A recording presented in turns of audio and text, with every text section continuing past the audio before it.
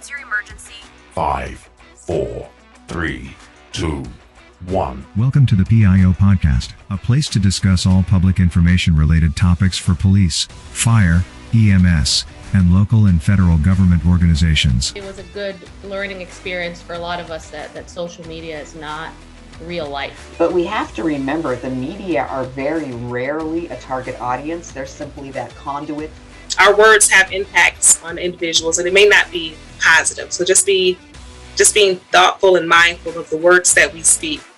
I think what's so interesting about this position too, and this job and this profession, is that every one of us is looking for purpose.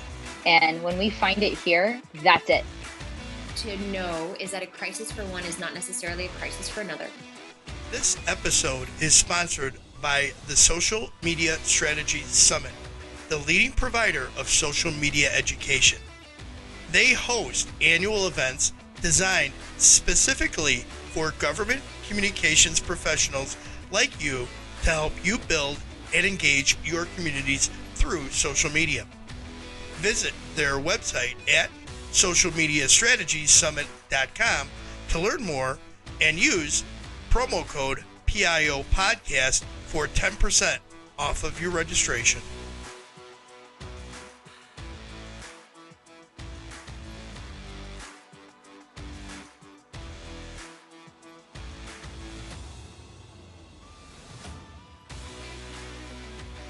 Welcome to the PIO Podcast. Today we have Jesica Lopez-Huskey on. She's a PIO and an experienced marketing and public relations specialist.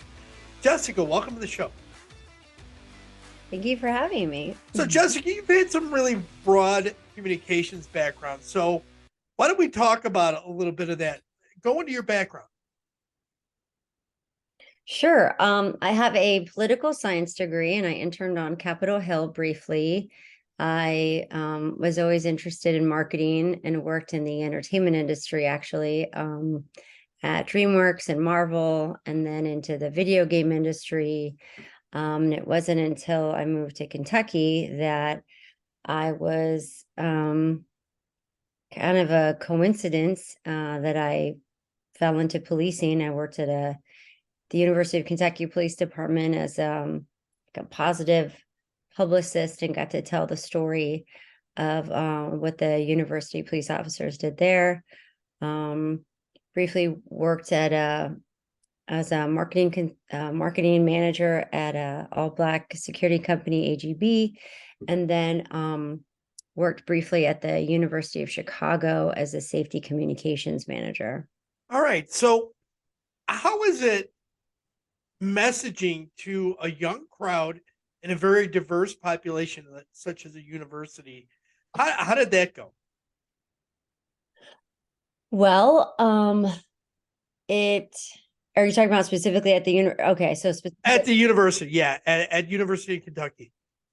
Well, I think that this was a number of years ago, not 50 years ago or anything like that, but I think that the generation there was a little bit more open. And this was before Black Lives Matter and defund the police movement. So I think that those challenges that exist today didn't exist then. So I really just was able to find opportunities to create. We were really involved in Special Olympics Kentucky. We had a therapy dog, and there were all these really great opportunities sort of either that I created or that, were kind of more built in, or we just were able to do baby steps into, getting the police and the community closer together. And another thing to point out, communicating for a university specifically, is that the population changes every 4 years, or every year rather. 25% of the students, graduate. So you have to really pay attention to your audience, specifically, undergraduate is different than graduate students if they live on campus, off campus. So, yeah. So communicating crisis messages, that can be kind of, schools, universities have apps and all that other fun stuff that they use. But communicating crisis messages, you have to be very specific for young people. How did you guys do that at University of Kentucky? Well, we utilize social media, and we had a very strong presence on Twitter and Facebook, Instagram as well. Just used a variety of content, really, video, photo. It's really important to be engaging, but also I think use humor and use emotion. Some of the best content, best received content that went viral were times when I used humor. So for example, in advance of basketball, because University of Kentucky is really big in basketball, coach there has some players that go on to the NBA. And so unfortunately, one of the things that would happen from the excitement of winning games and things like that was that couches would be burned, cars would be overturned. It was just this whole thing. And so stemming on I don't know if you remember, I think back when I was in the 80s, there was a commercial of like a frying pan and like, this is drugs, this is your brain on drugs, any questions? Yeah, I took that. I remember that. Yeah, so I took that sentiment and said, this is a couch, this is your couch on fire, with all these funny hashtags. Friends don't let friends burn couches. What did your couch ever do to you? And that went viral, and that helped tell that story in a way that was sort of humorous and yet got that message across. That they shouldn't do it. Okay, I got it. Mm-hmm.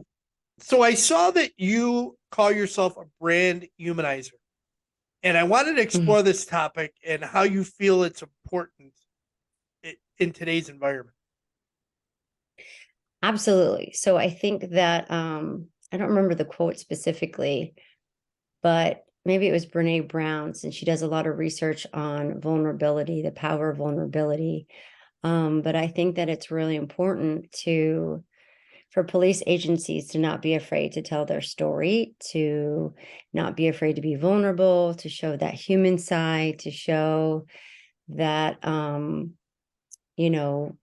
that they're also a father, a mother, a sister, brother, that there's no us versus them, that they're woven within the fabric of society, that there's actually this one beautiful photo that I saw that I found on Instagram that I asked if I could borrow it. And it was a perspective of a son he was at the front door, and his father was dressed up in uniform and he was leaving. And just from that perspective, like that shift in perspective, I think helped tell the story just with words and through emotion and through that photograph much better than anything else sometimes. So going off of that, and this is kind of like the next iteration of what law enforcement really needs to work on, is branding is something that law enforcement didn't give much thought to in the past. And now everyone wants a branding and style guide. Why is it good? Why is this good for an agency to do? Why is that important? Well, that's a really good question, and I'm glad that you brought that up, because that's one of those things that I think people don't necessarily think about. But branding is, it's what it means to me is there's a consistency of messaging, there's a consistency of tone, there's a consistency of color, font choice, logo usage. You want uniformity, just like the uniforms. If everyone's wearing black and then all of a sudden someone's wearing gray, or like Coca-Cola, what Coca-Cola looks like just based on the silhouette or the red or the white. And so I don't know if it's something that maybe is in like our subconscious maybe. But it's also, I think, a level of, it just looks more professional. It looks more thoughtful. It's more I don't know, you can have fun and you can be creative with it too. Like, for example, um, there were times that I noticed that college students had all of these stickers on their computers, on their water bottles. And so I created a sticker of UKPD in which is University of Kentucky Police Department, in a way that look like those old comic books of like superheroes where it's like kapow, boom.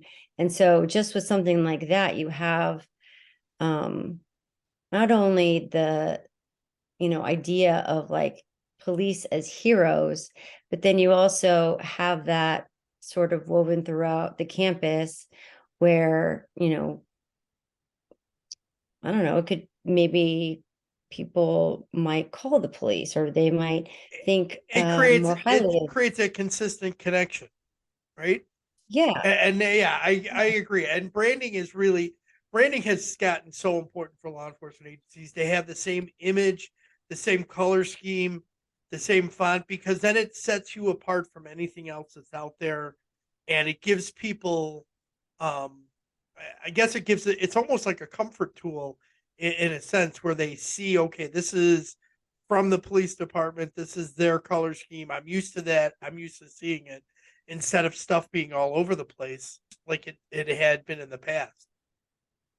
Yeah, I think companies in general are very protective of their brand for good reason. And they have brand guidelines, which I think are really important, that university or just that police rather have, and just that what shapes you use, triangles denote this, circles denote this, and just like all of these little things, these little details that might not seem on the surface particularly important, but I think really are. It goes to your overall messaging as a department, I think, as well. So you had you consult a lot, and so you have some interesting groups that you've worked with. One of them is the International Association of Campus Law Enforcement Administrators, and as a communicator, networking is key. What are the benefits of networking from your perspective? Wow. Well, I mean, number one, I love meeting new people. I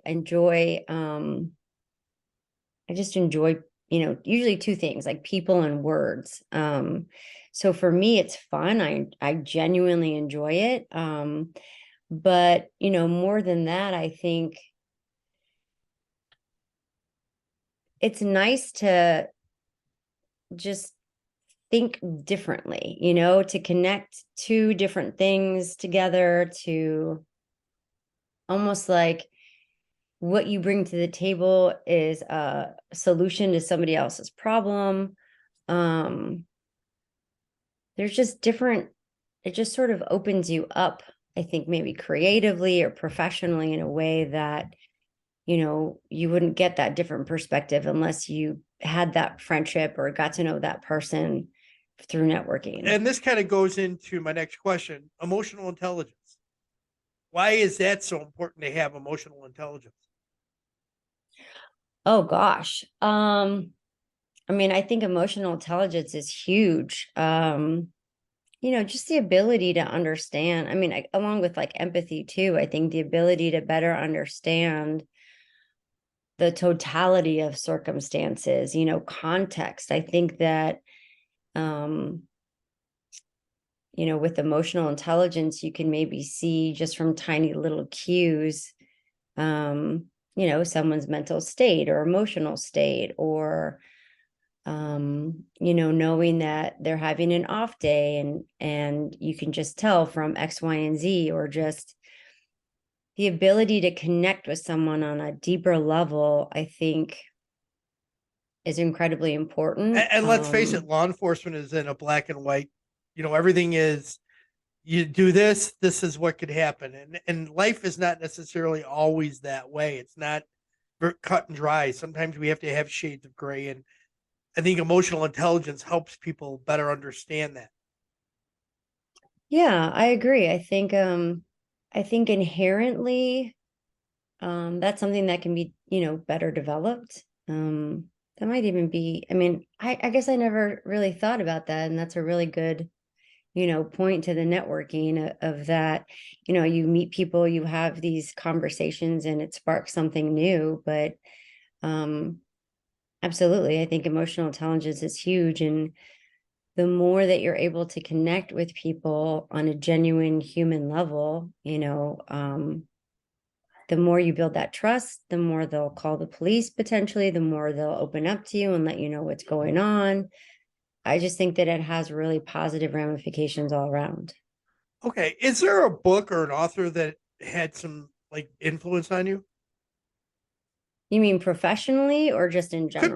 Could either way, professionally or in general. I mean, the authors and books, they influence us in different ways. So it's just, I asked this question just to see what people are out there reading and experiencing. Well, I mean, professionally, not particularly. I grew up, actually, Judy Blume taught me a love for reading that I didn't have before. I've always been a big fan of fiction. But I like listening to podcasts a lot. There's something called the Moth podcast, which is real stories told live in front of a live audience. And I wish that law enforcement would tell their stories on the Moth. I think that there's something there that can blend more of an authentic voice and maybe a safe place to be vulnerable.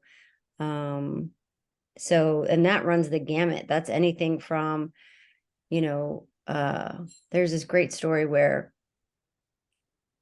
Ernest Hemingway's friend was a bullfighter in Spain to a little girl who's, was in trouble, or not in trouble, but like her teacher gave her a hard time for her shoes and just anything and everything in between. Like that's something that speaks to me is the Moth podcast. Okay. So what's one question you wished I'd asked you? How would you have answered? Oh, I always like to ask people their why. I think that that says a lot about them. And, I don't have a dad who was a police officer. I don't have, super close relatives that were in law enforcement that brought me to this space. I think that my trajectory is rather unique, kind of roundabout, I guess you could say. But ever since working at the University of Kentucky Police Department, I mean, there's no other industry, there's no other place that I'd rather work, that there's such a joy. I mean, there's so much that I get out of communicating and building community and doing something for those that I think, aren't the best at always telling their story. But that, it's an incredibly noble profession, and so many people don't know so much. And if only they knew, and if only they saw what I saw and felt what I felt and knew, the why and the how and the training and all that, I think, there would be less distrust. There would be less. We have to do a better job of telling our story. We really do. Absolutely. And I think that we're really lucky to be in this space too, that, I mean, in a way, I feel as though PIOs, it's almost like an agency can live or die based on how well a PIO does their job. And, it's great if you're a well-trained PIO, that you've got a lot of experience, you're really good at telling that story. But then the flip side of that breaks my heart. Yep, it is true. You're right. All right, so Jessica, we're going to jump into some rapid fire questions. You ready? I'm terrible at these, but okay. Texting or talking?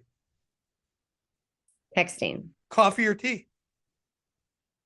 Neither. Okay. Adult drink of choice? A lemon drop. Name a food you will just not eat. Food I will just not eat. Probably liver. I don't know many people that do anymore. What would be your superpower if you could have one? Huh. Maybe like teleportation. That would be beneficial. Biggest pet peeve? Ooh, only one? God. I guess people that think that they're better than other people for whatever reason, if it's, power or money or better car or whatever, that it's like, ugh, we're all just human beings. You're not better than me. I'm not better than you. I'm just as nice to the president as I am to the janitor. Like I treat everyone Ask the same. permission or beg for forgiveness? Beg for If you could have forgiveness. coffee with any historical figure, who would it be? Well, first of all, I don't drink coffee. but Okay, it if you would could be have like- any drink you want with somebody historical. Oh my God, I've never thought about that. I don't know. I guess Ernest Hemingway. Okay. Maybe. Yeah, interesting person. All right, so final thoughts. What key points would you like listeners to take from today's interview? Oh, okay. Well, a little summary. I would say try to find opportunities for vulnerability to highlight, maybe not necessarily struggles, but just, I don't know, just anywhere, however you would interpret that, incorporate vulnerability at some point, somehow. And I would also say, I think your idea of talking about the human side, I think that's kind of a thing that we need to show people, that beyond being just a police officer in a uniform, that we're human beings and that we have moments of weakness, we have vulnerabilities, we have stresses. We go through the same thing that everybody else does on a Oh, daily yeah. basis, except we have to be perfect every moment of the day when we're in uniform. yeah, I mean, I would also say, look for opportunities to build accessibility of officers, coffee with the cop, Special Olympics, ride-alongs, Citizens Police Academy, therapy dogs, anything that builds in opportunities for the community to get to know people behind the badge. I guess that's not something I particularly brought up, but something that I'm really passionate about. And, also take as much classes and training and read articles and, improve your level of understanding of storytelling and what officers do in history and things like that, so that, you can best represent the agency. So yeah, vulnerability, the training, and also don't be afraid to ask difficult questions too. Like, what's their why? I think that there's a way to tell a story that I think tells the whole picture. And I think that's incredibly important. It's not just, okay, you put together a coffee with the cop event. That's it. No, you write a media pitch, or you write an article and you include quotes and you use the nuance of language that, connects you more with the community and what's important to the community. You ask the officers, why are you doing, why is this important to you? And I think little by little, as we are better at telling the story, then I think, those baby steps are taken to just connect people. And I think that that connectivity is huge. Okay. Jessica, how can people best reach you if they want to connect or follow up with anything they heard today? Oh, great. I'm on LinkedIn, Jesica Lopez-Huskey, Jessica with one S. Email jlopez.husky, it's husky with an E, @gmail.com. And I can even give you my cell phone number. Nah, you don't want to have that out there. I will add all of those, the LinkedIn link and your email address into the show notes so that Yeah. people want to click on them, they can, and they can connect with you. Jessica, thank you Absolutely. for coming on the show. I really appreciate it. Oh, thank you for having me. You're welcome. You have a great night. You too. That's all for this week. We hope you enjoyed this episode. On next week's episode of the PIO podcast, we have Alexandra Farkas from Cheyenne PD. Another huge thank you to the Social Media Strategies Summit for being a sponsor of the PIO podcast. Join their First Responders Summit this April or their Government Summit this May. Learn more about confirmed speakers and programming at socialmediastrategiessummit.com and use promo code PIO Podcast for 10% off of your registration. We hope you enjoyed this episode. Be sure to subscribe to the podcast to get notified of the latest episode. If you are listening on a platform that allows reviews, please give us a review. We appreciate any review, good or bad. It helps us improve on each episode. Until next time, be safe.